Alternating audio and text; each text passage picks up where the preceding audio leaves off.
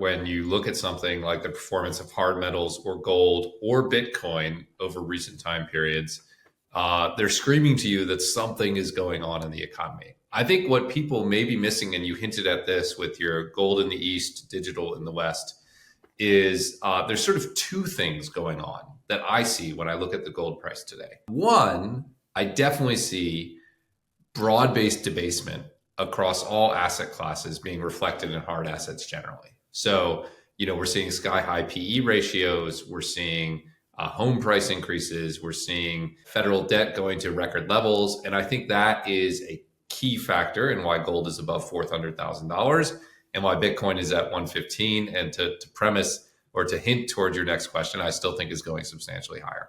So I do think that broad-based debasement trade is in place. The other piece that's in place, and we're just seeing a hard twist, a hard shift from central banks around the world out of US Treasuries and into gold. And I don't think you can ignore the fact that that is happening too. So I think you have two things impacting gold, one thing impacting Bitcoin. But broadly speaking, as this chart shows, there just has been a lot of debasement of assets against those hard metals. And I think that's a huge defining trend of what's going on in the economy right now.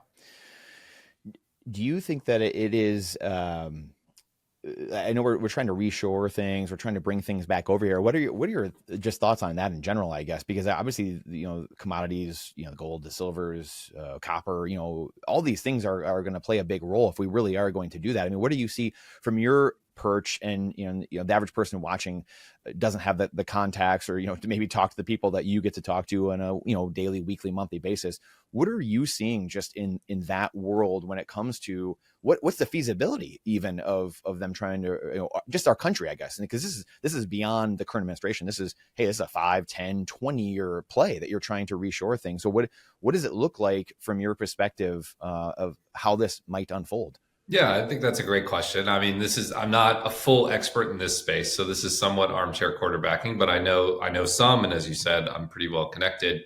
I think the mistake I see most people making is they imagine it's binary. You're either all offshoring your manufacturing and resource extraction, or you're all onshoring it. That's certainly the way it's portrayed in the media.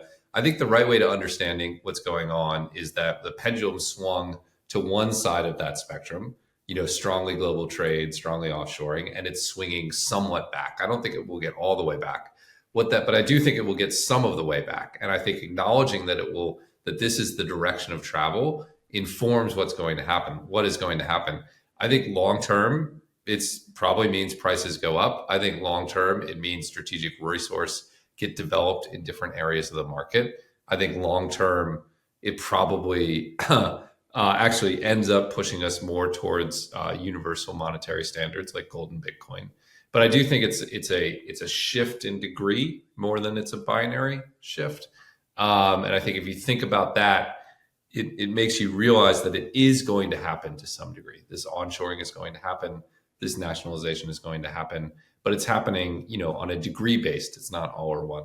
Yeah, I couldn't agree more. I think it feels like it's along with the lines of, again, just a form of currency war, right? I guess it's trade wars. So it's trade wars, currency wars, all this kind of pushing and pulling, and that's what I feel like. We're in this global world where we're not in tribes anymore. We're like, I'm in my tents over here, and you're physically 20 miles away, and you're warring in that sense anymore, right? We've kind of progressed as humanity just over time where that we're all globally connected, so there is a sense of mutually assured destruction, right? Where in this is probably why things haven't happened for a long time, a lot of global war in that sense, because we are so connected. So I think that is something to just keep in mind as well. Like, you're gonna have these pushes and pulls and these flows, like you're talking about, like kind of this, whether it's a binary or not. So I think that's fascinating.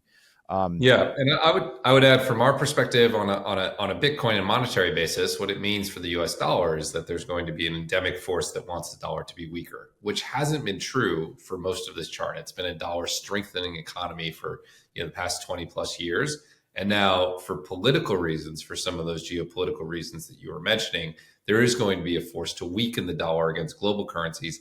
The challenge is that other countries are trying to do the same thing. And that's where you get that downward spiral in currency, where they all want to be more competitive than each other when they're exporting. And I do think that's going to be a challenge that actually does play into the hands of Bitcoin and crypto. What is your sense of why people seem to have I don't want to call it a hard time. I mean, I'm trying to think like when I guess I know not everyone's looking at this chart or has access to it necessarily or is looking for it, but it does feel like the average person gets caught up in the sense of kind of like day-to-day news cycles maybe or politics or whatever it is. But when you zoom out, it feels like, and again, granted, we spend our time in this space looking at things like this, but when you zoom out, again, we were talking about this clearing out on this chart where it has to clear itself out. It has to come back down to undervalued in the stock or paper world. And it's going to be hard assets that are going to be overvalued at some point.